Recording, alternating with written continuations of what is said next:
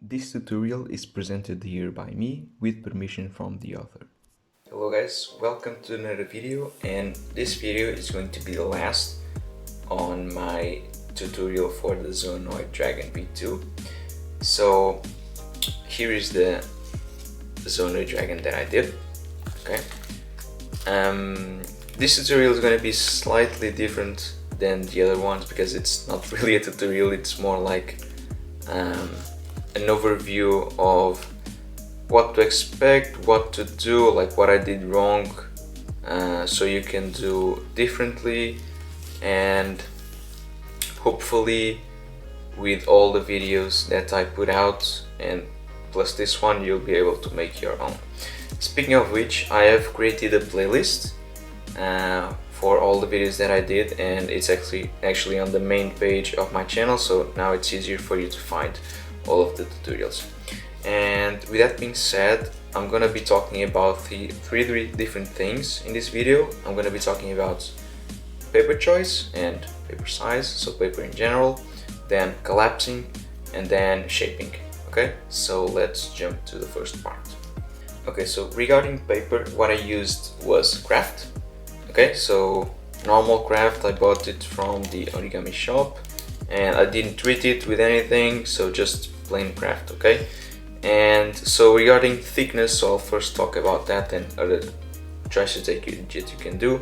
So regarding thickness, this is not a very thick model, like there are not that many parts that you really need to have a really thin paper in order to fold. Like the thickest you're gonna get is around here on the legs and more on the arms actually.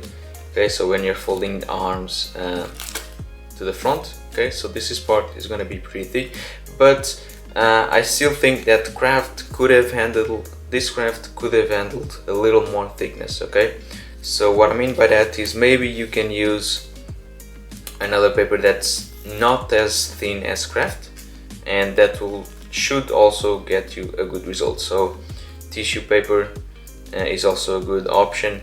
Tracing paper, I think it's also a good option. So tissue foil, maybe. It depends if you're used to work with it or not. But yeah, craft really worked fine for me, so anything along that lines should be enough. Now regarding paper size, so this model is actually pretty big, like you can see, like compared to my hand, and I folded this from 1 meter by 1 meter craft, okay, which is a big paper, but again, like the model is also very big. Okay, so I think this size is enough, is adequate. So one thing you have to consider is the bigger the paper, the easier it's gonna be. Okay, so maybe if you're less experienced, go with a bigger paper, maybe even bigger than 1 meter. I know those are hard to find, maybe you can make yours. But if you have more experience, maybe you can go with something smaller than 1 meter. Okay, so that totally depends on you. I would say the bare minimum for this would be 70 centimeters. I think that's, in my opinion, that's the bare minimum. Okay, so like I shaped scales, as you can see, which I needed for a bigger paper for, because shaping scales is a very detailed and very technical job that again, it's easier if you have a bigger paper. And as you can see here, like details on the head, although were manageable, like I could shape the head, so this part kind of got a bit too small, and I used a big paper. Okay, so that's just something you have to consider. Okay, so one more thing regarding the paper that's not technically related to the paper, but so the model is based on a 120 by 120 diagonal grid, and that at first may seem a bit weird because it's not a multiple of 2, or I mean it is a multiple of 2, but it's not a power of 2.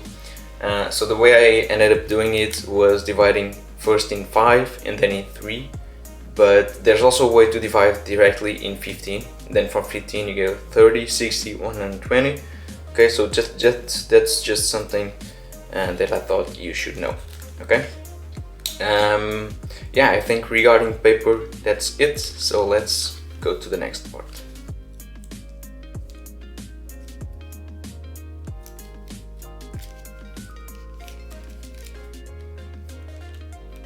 Okay, so I have here all the parts that I taught on my channel. Okay, so I teach you? I have no idea. So I showed you how to collapse the head and shape it a little bit. Okay, so by the way, all of the videos that I'll be talking about in here are gonna be linked up here in the corner, and also, like I mentioned, you have the playlist on my channel. Okay, so the head, then we have the leg here. Okay, so I shaped it a little bit, not that great.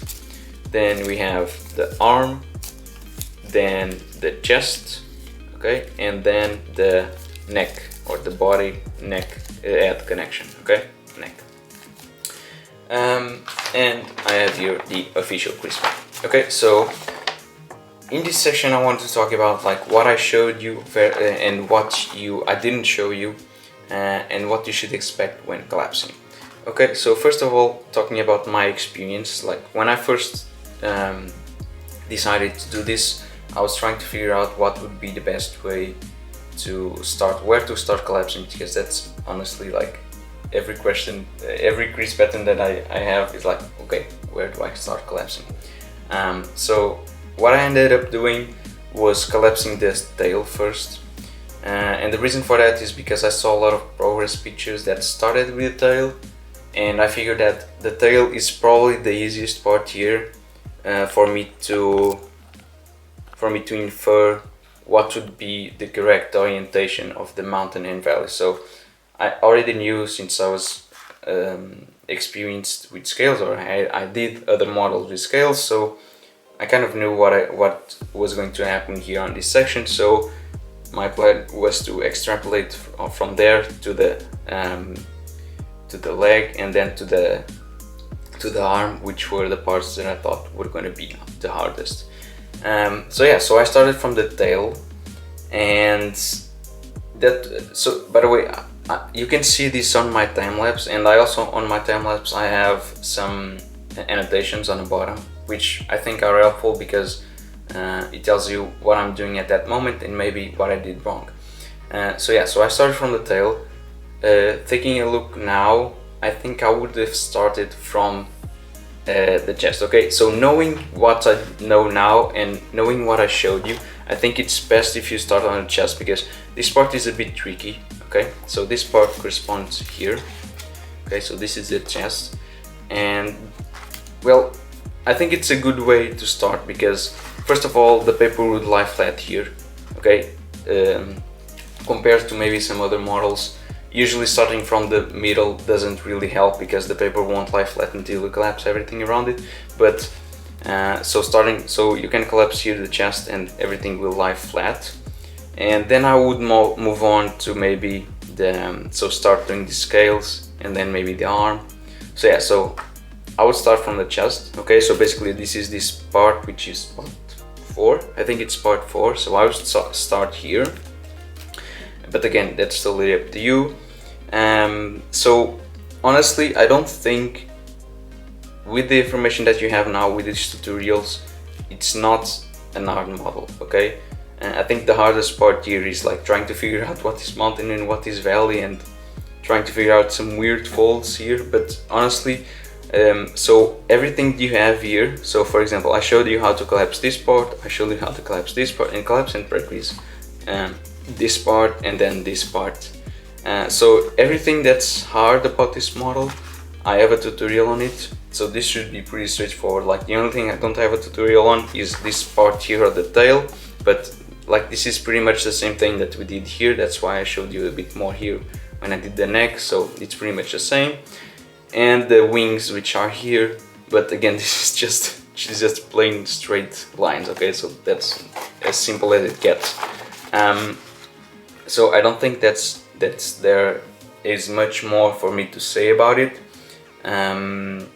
One thing I do want to say is, if you want to shape scales, especially on the chest, shape them before you start collapsing this part. Okay, the reason I say that is because, like, so this is a collapsed chest, but it's very hard for me to, and at least the way I do it, I usually go on the back and to help me shape scales, and here is a bit hard to do it since it's a bit closed, as you can see, so it's a bit hard. So if you want to shape scales, do it before you start collapsing everything. Let me see. Yeah, I think that's pretty much it. Okay, so now let's talk about shaping.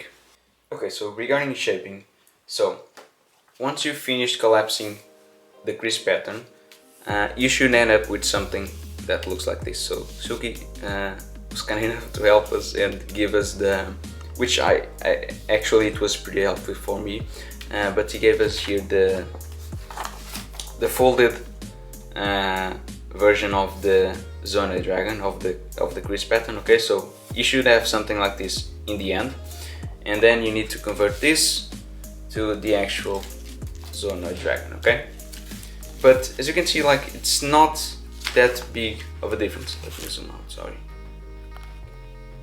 So it's pretty, you can see all the flaps very easily, you can see what is what. I think that the hardest part for me to shape was to get the legs and the arms on the correct position, because when you shape them, like you can see, when you collapse them, you can see here from the back, when you collapse them, their natural position would be to go on this direction, okay? Because you can see, like, you have to twist them like so, and the same with the arms, okay? So you have to twist them like so, so they go on the front. I think that was the hardest part for me to collapse. You can see here, like, on the arms I have a wire there. I didn't do a very good job in hiding it, but I also have here on the tail, but that's just to give it a curved shape, and also on the neck, but that's just normal stuff, I guess. But it's very simple to shape, okay? So the only hard part to shape would be probably the wings, okay? So it's probably the part that gives you most trouble or most time consuming. So the head is pretty simple. Like, I didn't shape mine that well, but it's pretty straightforward, okay?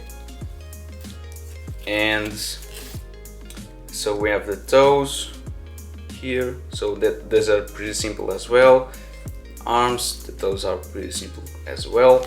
So there's not really much to it, okay? So there are some models, like, for example, the only model I can think of is the Alduin by Satoshi Kamiya, that from the based collapse to the shaping is a long process, but this is not the case. Okay, same as, for example, the Ryujin 3.1, like, from the based collapse to the shaped model is not really that much of a difference, except maybe on the head. But yeah, this is the case, okay? So the head is simpler, obviously. The wings are probably the thing that's gonna take some time, but honestly, that's pretty much the only hard part that you're gonna have to do.